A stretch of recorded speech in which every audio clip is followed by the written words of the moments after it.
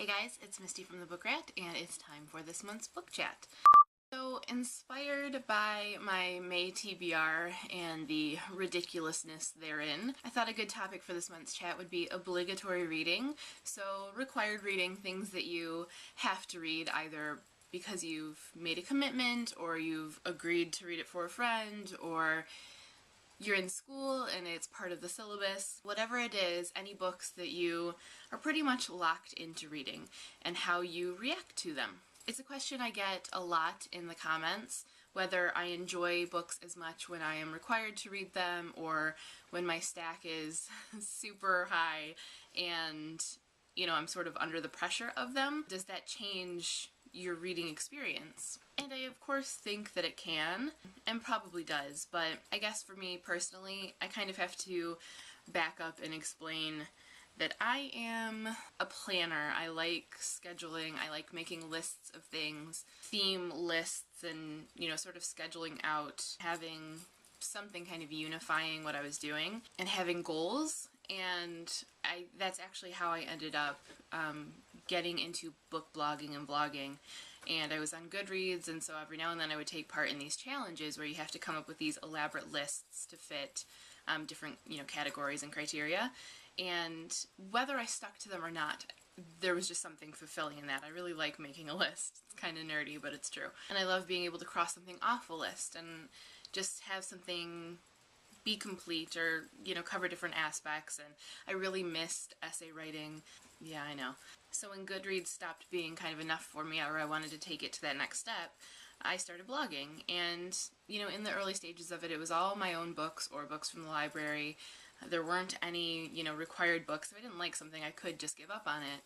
But I liked having a little bit of structure, and something to look forward to and to know where I'm going. I do like being able to just pick up something based on how I feel, and sometimes I do miss that, but I would sometimes get stuck in between books because I would just feel a little lost. As you know, I have a lot of books, and I have a lot more on my to-read list. I have a fantastic library system and a lot of people recommending books to me, so it could sometimes feel a little hard to prioritize, and scheduling and sort of requiring myself helped a little bit in that. Of course, things changed when I started getting books for review.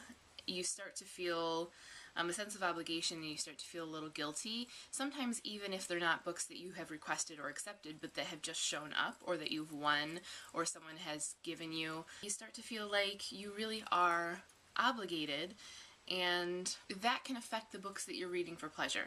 Sometimes when I sneak a book in, because just the fact that I just called it that, sneaking a book in, tells a lot.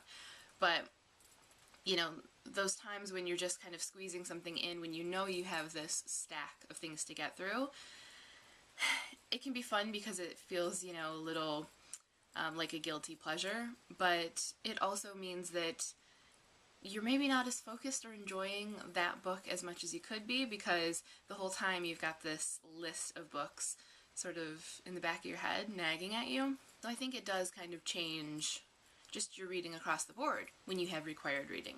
There came a point though, and this was long before blogging, this was when I was taking every literature course I could find, that I learned how to juggle. I used to be the type of person that could only read one book at a time, and I would read it straight through until I was done. I couldn't stand not to finish a book. I couldn't stand to have something else going. I felt like if I was reading two books at one time, they would affect the way I interpreted each other, and I'd be comparing them, and it would change the book experience for me.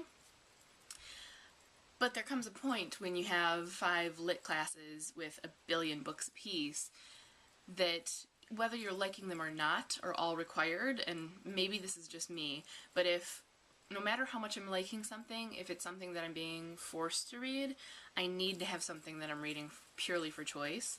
So I would have all these books I was reading for class going on, and I would have to pick up something just because I wanted to, which is also how I started reading a lot more YA, because it was easier to squeeze in there. Having that experience in class of having all of these books up in the air, I think kind of helped me deal more with required reading and not be so put off by it. And now I've gotten to the point where I have no one to blame but myself.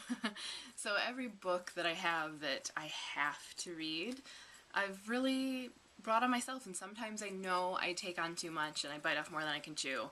I know it's really hard for a book lover to turn down a book that sounds good to them because, I mean, this is what we do. So it can be really hard to say, I'm sorry, I have too much on my plate. Normally you're just like, I could probably pull an all-nighter.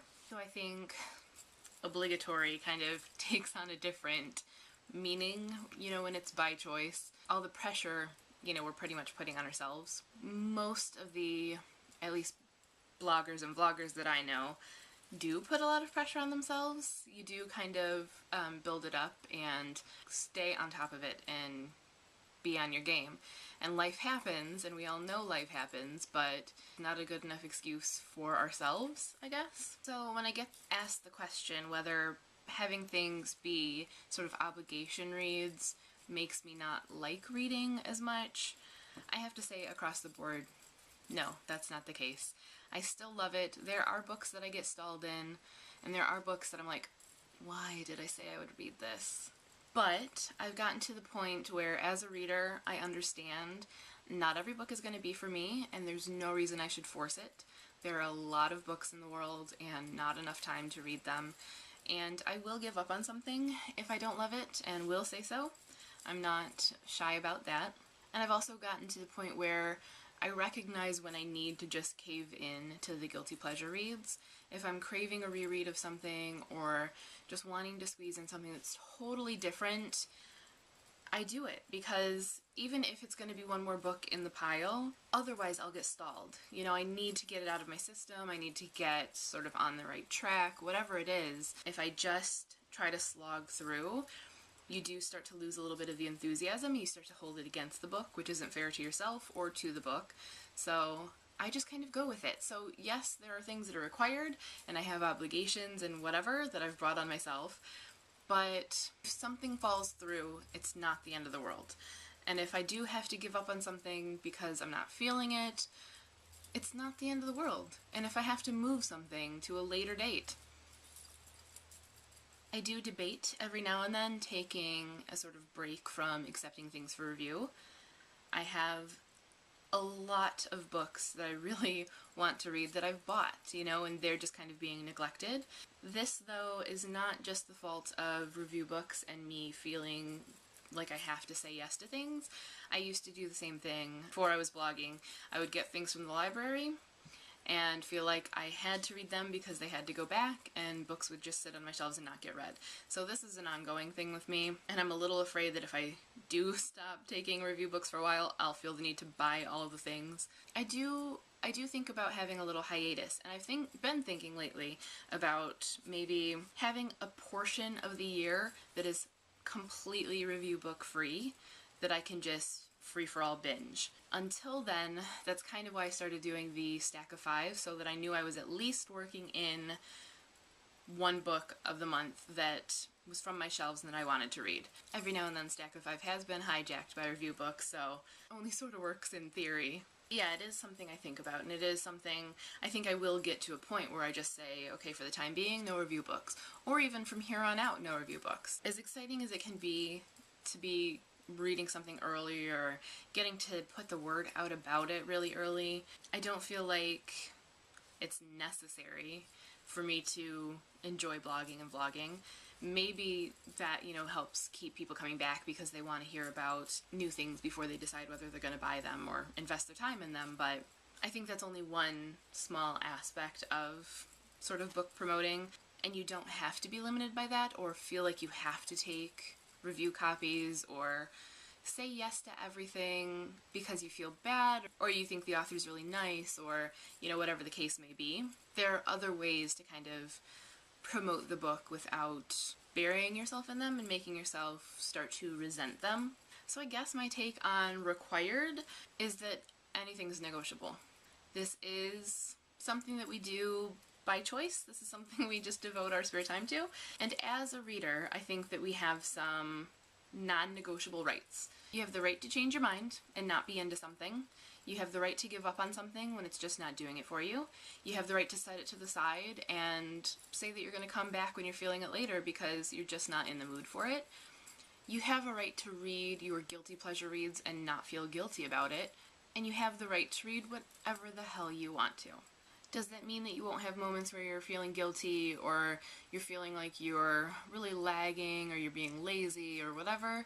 Of course not. But we're always going to have those moments, and the trick is to not get mired in them, because then you'll be in a funk and nothing's going to happen. I think you also just have to kind of know yourself and learn from your mistakes. So if you know you bite off too much,